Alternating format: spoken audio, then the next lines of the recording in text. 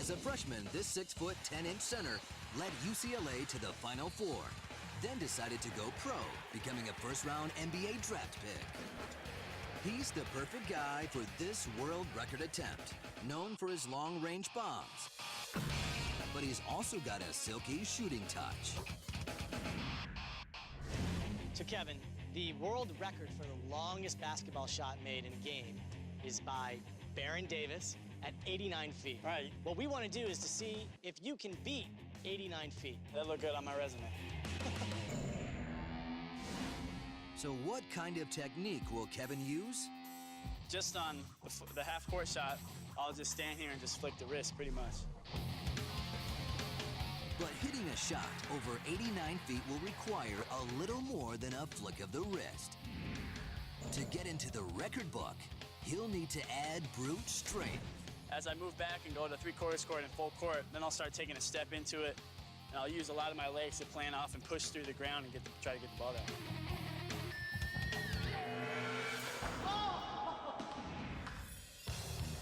The courts in the lab aren't long enough to break the record.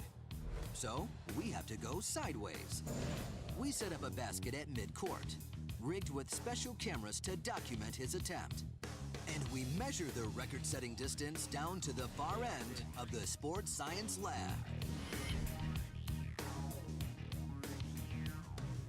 Seems like we need to go to at least 90. Right. I mean, it doesn't make sense to be 89 in 1 inch. 9 and 1 inch, right. Just shoot before the red. Anywhere before the red, and you're at 90 feet.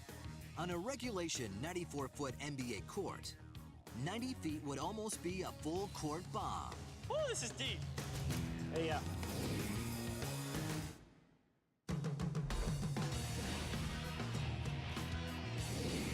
Just to give everybody an idea of how far you're throwing the ball, I'm gonna try to throw it. Here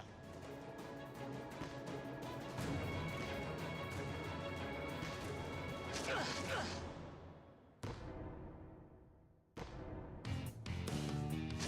Statisticians calculate the odds of a regular Joe making this shot at never in a million years. It's a long way. The fact is, very few people in the world can even throw a basketball that far, much less put it in the basket. But for Kevin, or anyone else that can even throw a basketball that far, our statisticians calculate the odds of making the shot at 1,500 to 1. So can Kevin beat the odds to break Baron Davis's 89-foot world record shot? It's time to find out. Baron, hey, you know I love you, but records are meant to be broken, but I'm gonna do it right here on Sports Science.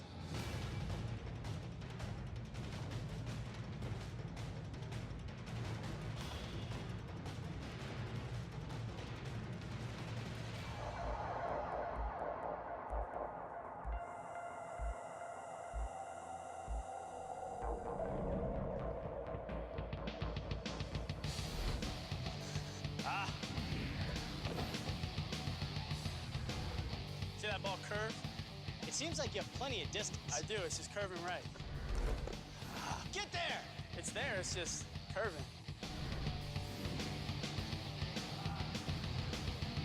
Most basketball shots don't travel far enough for spin to noticeably affect flight. But Kevin's shots are flying over 90 feet. And they're bending like sliced golf shots. It's definitely curving, and there's a reason it's curving to the right, just because it is traveling so far, but you know, I can tell you that's all for science. The reason curve balls curve, golf balls slice, and Kevin's shots are missing right is because of a scientific principle called the Magnus effect. As a ball spins, a pressure differential is created on opposite sides of the ball, and the ball moves away from the higher pressure zone. In this case, the last flick of Kevin's fingers creates a side spin of 6 revolutions per second. Over the course of the 2-second flight, that's enough spin to create a 5-foot curve to the right. What's happening? Well, my ball keeps curving a little bit right. I got the distance, but Like in golf, I gotta step over a few feet to the left just to play my slice a little bit. Might aim for the camera.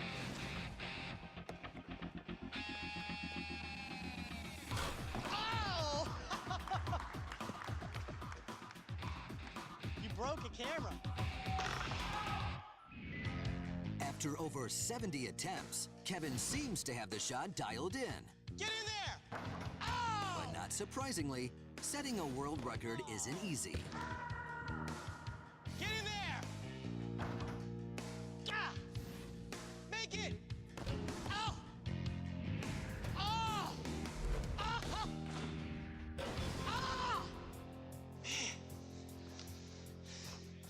How many times have I hit the rim today? Oh!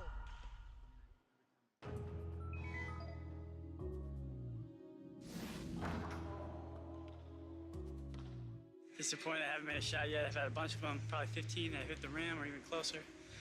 So it's disappointing right now. It's tough. The biggest problem now is fatigue. To launch a 22-ounce projectile 90 feet requires 36 pounds of force. It doesn't sound like much, but jacking up over 90 attempts is the equivalent to bench pressing almost 4,000 pounds worth of reps. A lot of strength and energy is exerted on those shots, so just to get the ball there is tough to do, but also to put it on point and make those shots is tough as well. This is the last one, I promise. This is it. It looks like Baron Davis's 89-foot record won't be broken today. Might just have to cut you off. Sometimes it's just not your day. I know. This is the last one, though, I promise. One more? Yeah, one more. All right, this is it. One more.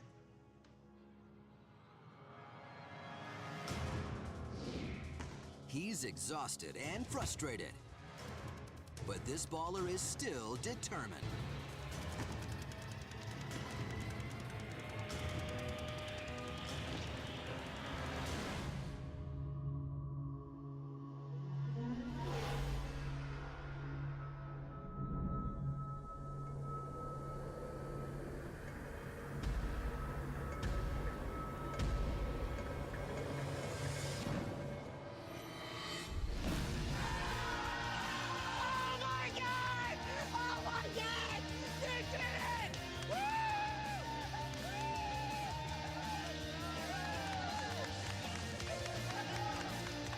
Amazingly, on his 98th shot, the last one he was even going to attempt, he makes the 90-foot bucket, a new world record.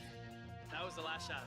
No editing, it had nothing to do with production, any of the people here. That was really the last shot. I said, it took me a while. I said, no, this is gonna be the last one. My legs were kind of feeling it a little bit, my back. So I said, this is the last one. I made it, and I went wild.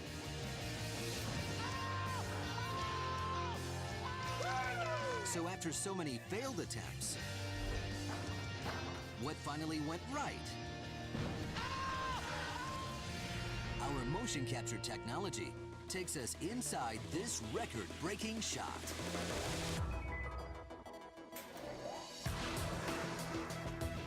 To get the necessary force on the ball, Kevin runs up and draws energy from the ground as he plants his foot.